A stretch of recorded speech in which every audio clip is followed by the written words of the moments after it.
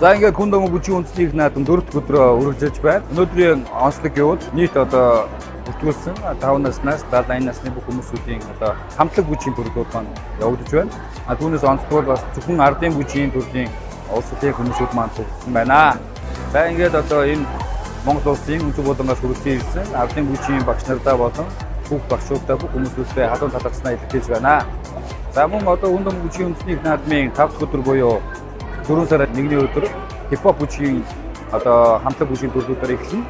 Тэгээд цаашлаад одоо манай бүжгийн үндэсний их наадмын 7 бүжгийн төрлийн шилдэгүүд цугласан энэхүү сайхан гала тоглолт болох гэж байна.